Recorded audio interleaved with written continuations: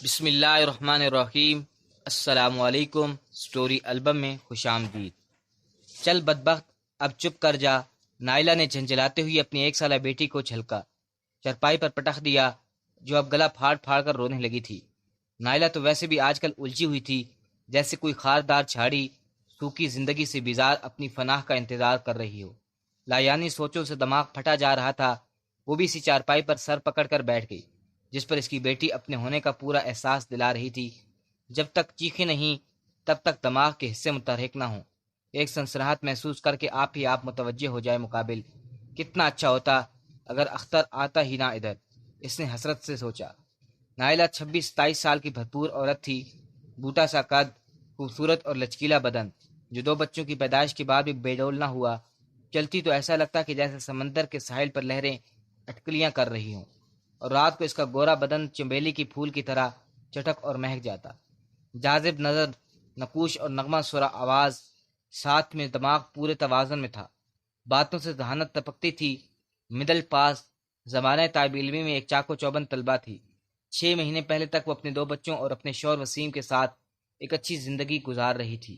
کسی ہنگامے سے دوچار ہوتی تو کبھی کسی مردے کی طرح ساکت ہو جاتی۔ ہر صبح وہ وسیم اور بچوں کو چائے پاپ کا ناشتہ کرواتی۔ برتنوں کا شور اور اس کی کلائیوں میں پڑی کانچ کی چوڑیوں کی چھنکار وسیم کی اجلت پڑی بدمزگی میں دب جاتی۔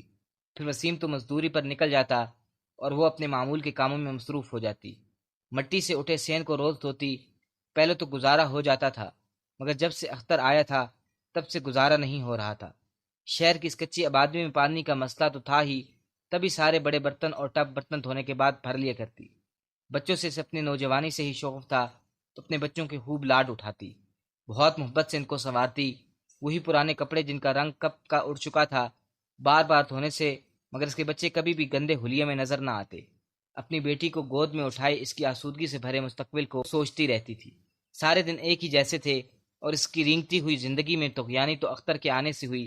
اختر اس کا چچا زاد بھائی تھا، جو ایک چھوٹے سے گاؤں سے شہر میں روزگار کے سلسلے میں آیا تھا۔ اس کے چچا نے اپنے میٹرک پاس لڑکے کو رکشہ لے دیا، جس کو وہ کسی گدھے کی طرح دن چڑھنے سے لے کر دل ڈھلنے تک جونتا رہتا۔ ہنس مکھ سا، نرم دل، اونچا لمبا، گہرے سانولے رنگ کا 25 سالہ شرمیلا نوجوان تھا۔ اس کے آنے سے نائلہ کی ذمہ داریوں میں ایک اور اضافہ ہو گیا۔ وسیم کے جانے کے بعد سورج جب تک اپنا چہرہ نہ دکھا دیتا تب تک وہ نہ اٹھتا۔ پھر اپنے بغیر استری کے کپڑے جسم پر تھوڑا پانی بہا کر پہنتا، باقی سب کی طرح ناشتہ کرتا اور اپنا رکشہ نکال کر بھگا لے جاتا۔ اس عرصے میں وہ منی اور نوام کے ساتھ بھی کھیل لیتا۔ اسے بھی بچے بہت پسند تھے، صاف نیت، دل کے کھرے۔ نائلہ کو اس کی جو عادت بھائی تھی وہ اس کے ہاتھ پر ہر شام کو 50 کا ایک نوٹ رکھنے کی تھی۔ پہلے تو وہ بڑی ہی اجنبی کا شکار ہوئی۔ اس کو آج تک وسیم نے بچوں کا خدشہ تک نہ دیا، سارا انتظام اپنے ہاتھ میں ہی رکھتا۔ مگر پھر وہ اختر کی اس عادت سے مانوس ہو گئی، اور اس عادت کو اختر نے ہی پکا کیا۔ حالانکہ وہ مہینے کے حساب سے اپنی کمائی کا ایک معقول حصہ وسیم کو تھما دیا کرتا۔ اور پھر ایک دن بخار کی شدت تیز ہوئی، اختر رکشہ نہ چلا سکا۔ اس شام نائلہ خود بے سکون سی پھرتی رہی۔ آیا کون سی بات ارے پرے ہو گئی جس کی کمی اس کو بیزار کیے دے رہی تھی؟ اور پھر شام کے ڈھلنے سے پہلے اختر کے سراہنے کھڑی اسے 50 کے نوٹ کے لیے تقاضا کر رہی تھی، اور پھر اس نے غیر ارادی رسمی طور پر وسیم سے اختر کا موازنہ شروع کر دیا۔ اختر کتنا میٹھا بولتا ہے، جیسے دھیمی دھیمی سے کوئی سردھنتا چشمہ زمین کے بدن پر اپنا رستہ بناتا ہو۔ ساری سختی تو چھپ جاتی ہے اس کی انگلی کے سرے پر سوئی چبھی تھی۔ اختر کو بچوں سے کتنا لگاؤ ہو گیا ہے، جیسے اس کے اپنے بچے ہوں۔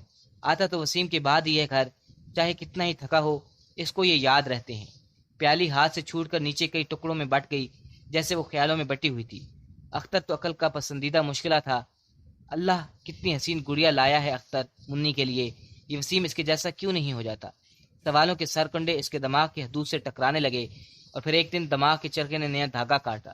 کاش اختر میرے بچوں کا باپ ہوتا، کاش اختر وسیم ہوتا، کاش وسیم ہوتا ہی نہ درمیان میں۔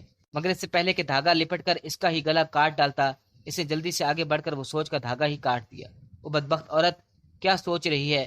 لعنت پڑے گی تیری قسمت پر، توبہ توبہ۔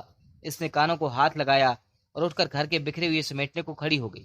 پر دماغ شیطان کا گھروندہ کسی سائے کی طرح کیسے اتنی جلدی اپنی جگہ چھوڑ دے؟ باز تھوڑی آتا ہے اپنی اوڑی کرتے ہوئے۔ اچھتے بکھرتے بال اب اس کی سوچوں کے بھور میں تھے۔ اس کو اب اختر کو سوچنا اچھا لگا، جیسے گرتی اوس، ہلکی پھلکی سی اٹھتی ہوئی ٹھنڈی ٹھنڈی ہوا، مہکتی ہوئی کانوں میں سرگوشی کرتی، اور لبوں کو مسکانے والی سی۔ وسیم سے کہوں کہ وہ بھی مجھے روز کے پیسے دیا کرے، زیادہ نہیں تو صرف 50 ہی، تھوڑے ہی تو ہیں۔ اگر وہ نہ مانا تو ماننا تو ہوگا اس کو۔ میں نے آج تک اس کی ہر بات مانی ہے، اس کو اب میری ہر بات ماننی ہی ہوگی۔ آخر گھر والی ہوں اس کی میں۔ دل ہی دل میں وہ روز اپنے اس فیصلے کو پکا کرتی، کبھی اپنی سعادت مندی کو تسلی سے گرہ لگاتی، کبھی اس گھر میں اپنے مقام کو سوچ کر اس کی تپشی گرماتی، مگر روز ہی گھڑی کی سوئیاں اپنا رستہ ناپ لیا کرتی، مگر اس کے حلق سے وسیم کے آگے کوئی آواز بلند نہ ہوتی۔ کبھی کبھی تو سوچتی کہ یہ تو بنا مطلب کا تقاضا تھا۔ اختر اس کی آنکھوں کے سامنے چھن سے آ کھڑا ہوتا، اپنی چھنگلی پر حساب کتاب کر کے نوٹ گنتا اور اسے تھماتا۔ پھر ایک رات جب وہ وسیم کے بستر پر اپنے پاؤں سکیڑ کر بیٹھی تھی، اس کے دل سے آواز اٹھی اور لبوں پر آ ٹھہری۔ وسیم کا مزاج آج خاصا اچھا معلوم ہوتا تھا۔ اس کی فرمائش سن کر ہنس پڑا۔ او بھلی ماس، تمہارے لیے اور اپنے بچوں کے لیے خاطر ہی تو کماتا ہوں، بھلا میں تم سے الگ تھوڑی ہوں۔ اس کا رینگتا ہوا ہاتھ نائلہ کے صاف پیروں پر بیل بوٹے بنانے لگا اور اس کی ہمت نے راستہ پکڑا۔ پر مجھے روز کا اپنا خرچہ الگ چاہیے، میرا دل کرتا ہے خود پر خرچ کرنے کو، خود سے خرچ کرنے کو۔ نائلہ نے اس کے ہاتھ پر اپنا ہاتھ دھرا اور مضبوطی سے تھام لیا۔ میری جان، میری ساری چیزیں تمہاری ہیں، میں تمہارا ہوں پورے کا پورا۔ کیا تک بنتی ہے اس طرح کے نخرے کرنے کی؟ تم ادھر آؤ میرے پاس۔ اب اس کی آواز میں مدہوشی کے ساتھ ساتھ تھوڑی سی بیزاری بھی آ گئی، مگر وہ اپنی ضد پر اڑی رہی، جس پر وسیم کو غصہ آ گیا اور وہ جھلا اٹھا۔ بند کرو اپنی یہ چخ چخ، گھر بیٹھے مل جاتا ہے سب کچھ، اگر نکلنا پڑے نا صبح سورج کے ساتھ باہر کام کرنے کے لیے تو پتہ چلے مہارانی کو الگ سے خرچہ چاہیے۔ اتنے فضول نہ ہے میرے پاس، آئی کہیں کی شہزادی۔ اس نے اسے بازو سے دبوچا اور اپنے بستر سے اٹھا دیا اور اسے آنسو بھرے نینے ٹوروں سے دیکھتی رہی۔ یکدم سے اسے جہلانہ طریقے پر اپنے مجازی خدا سے نفرت سی محسوس ہوئی۔ پھر اٹھ کر وہ منی کے ساتھ لیٹ گئی۔ تھوڑی ہی دیر گزری تھی کہ بیرونی دروازے پر کھٹکا ہوا۔ سردیوں کے پہلے کے دن تھے، کوہر سی تھی ہر جگہ، چاہے باہر کا دالان ہو یا اس کا دل۔ بصارت کو دھوکہ دینے والی دروازہ کھول کر وہ چولہے کے پاس بیٹھ گئی۔ اختر نے رکشہ اندر کیا اور ہاتھ منہ دھو کر اس کے پاس آ کر بیٹھ گیا۔ نائلہ چولہے پر بڑی بجھی راکھ کو کریت رہی تھی، ویسے ہی ویسے اس کے اندر اٹھتا ہوا جواد بھوٹا اندرونی حصوں کو بیدار کر رہا تھا۔ اختر اسے یہ کھیل کھیلتے ہوئے دیکھ کر جب تھک گیا تو اس سے کھانا مانگا۔ نائلہ نے اسے ساکت نظروں سے دیکھا اور اس سے سوال کیا، تو مجھے یہ 50 روپے کیوں دیتا ہے؟ اس پر حیران ہونے کے بعد اختر ہنس پڑا۔ جھلی، بچوں کے واسطے دیتا ہوں نا، اور کس لیے؟ وہ تو تیرے بچے نہیں ہیں، پھر تو کیوں دیتا ہے؟ ایک اور سوال تیار کھڑا تھا۔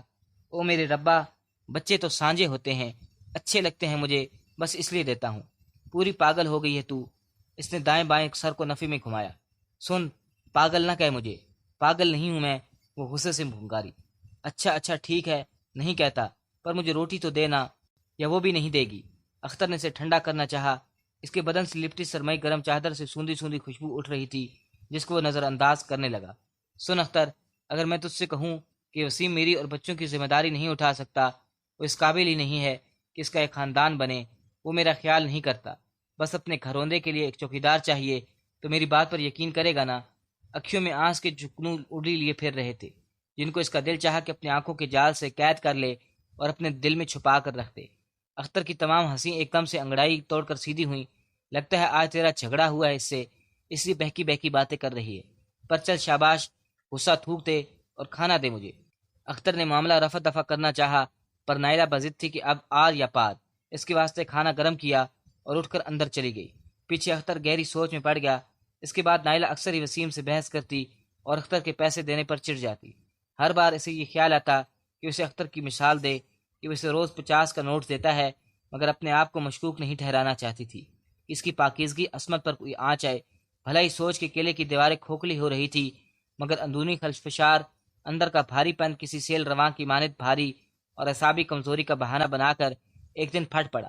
اختر اس کی ماں کو گاؤں سے لانے گیا ہوا تھا، وسیم بھی آج کام پر نہیں گیا۔ چل اٹھ جا نائلہ، گھر دیکھ کیسا اوندا پڑا ہے۔ وسیم نے چارپائی پر چت لیٹی نائلہ سے تھکی سی آواز میں کہا۔ نہ جانے کیا ہو رہا تھا، اسے دن بدن کسی درخت سے ٹوٹی شاخ کی طرح سوکھ رہی تھی۔ اندر ہی اندر کوئی بات اسے گن کی طرح چاٹ رہی تھی۔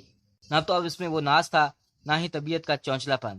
اس کے بار بار چارپائی ہلانے سے وہ انجانی آواز سے چیخ پڑی، اٹھ نہیں رہی، میں ملازمہ نہیں ہوں تیری، نہ تیری کروں گی اب میں چاکری۔ اور اس کی یہ انداز دیکھ کر وسیم بھڑک اٹھا۔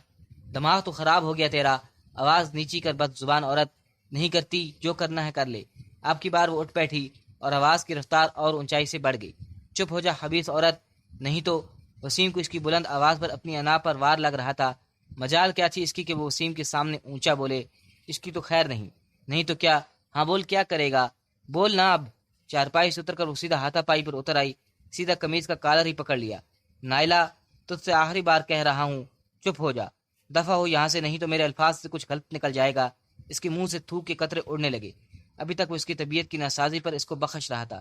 طلاق دے گا مجھے؟ ہاں دے دے، دے دے طلاق مجھے۔ جو مرد اپنی عورت کو خوش نہ رکھ سکے اس کو عورت نہیں رکھنی چاہیے۔ اختر کو دیکھ، وہ بھی تو تیری قوم کا ہے، تو اس کے جیسا کیوں نہیں؟ کیوں نہیں؟ جا دے طلاق مجھے۔ نائلہ بالکل پاگل ہو کر چیزیں ادھر ادھر پھینکنے لگی۔ بچے سہم کر دروازے سے لگے کھڑے تھے، جبکہ وسیم حیرت سے آنکھیں کھول اور بند کر رہا تھا۔ آج تک نائلہ نے اس سے بد کلامی نہیں کی، اور وہ اب اس کے سامنے کھڑی اپنی آواز سے تیش دلا رہی تھی، اور یہ جو طوفان نائلہ کو گھما رہا تھا، وسیم جیسا جلد باز آدمی نہیں قابو کر سکتا تھا۔ جیسا ہی نائلہ کے ہاتھ اس کے گریبان تک دوبارہ پہنچے، ویسے ہی وہ بدبخت استحے جیسے الفاظ نے اس کے سامنے کھڑے ہونے کا حق چھین لیا۔ نائلہ کی سوچ میں تو وہ دیو جیسے کھڑے تھے، لمبے لمبے دانتوں والے، لال آنکھوں والے، مگر جب وہ زبان کے در نکل کر کھڑے ہوئے تو بڑے ہی پھسمے تھے۔ بس 3 لفظ، اف بس 3 لفظ۔ اب وہ آزاد تھی۔ وسیم نڈھال سا بیٹھ گیا، وقت تک کھڑی رہی۔ سب سے جھور کا جھٹکا دروازے میں کھڑی نائلہ کی ماں اور اختر کو لگا، پھر اس کی ماں اختر سے ہاتھ چھڑا کر اس کا سر پیٹنے لگی، مگر اس کو کوئی احساس نہ ہو رہا تھا، بس ان 3 پھسپھسویں لفظوں کو۔ کیوں ری؟ کیوں کیا تو نے ایسا؟ کیوں ری؟ کیوں تو نے ایسا کیا؟ کیوں اپنی چھپڑ چھپڑ ڈلا ڈالی؟ وہ کلمی بچوں کا ہی خیال کر جاتی۔ زور کا تھپڑ اس کی نازک سی کمر پر پڑا۔ ارے کیوں برباد کر لیا تو نے اپنا گھر؟ تیرے بچوں کے سر پر اب کون ہاتھ دھرے گا؟ ہے ری، کیا کر دیا تو نے نائلہ؟ ارے بدبخت کہیں کی، کچھ تو سوچ لیتی۔ وہ سینے کو پیٹتے ہوئی بیان کرنے لگی۔ نائلہ نے اپنی نظریں اٹھا کر اختر کی آنکھوں میں جھانکا اور ٹھنڈی آواز میں بولی، 50 کے نوٹ کے لیے۔ کھڑی ہوئی چپ چاپ اندر چلی گئی۔ اختر اس کی آنکھوں میں مردہ ہوتے خوابوں کی تلاش دیکھتا ہی رہ گیا۔ عورت کا کون سا روپ قابل اعتبار ہے؟ محبت لٹانے والی یا محبت پر لٹ جانے والی؟ چاہ کو فنا کر دینے والی یا چاہ میں مٹ جانے والی؟ وہ 50 کے نوٹ پر اپنا حق ہی تو مانگ رہی تھی، مگر کوئی اسے سمجھ ہی نہ سکا۔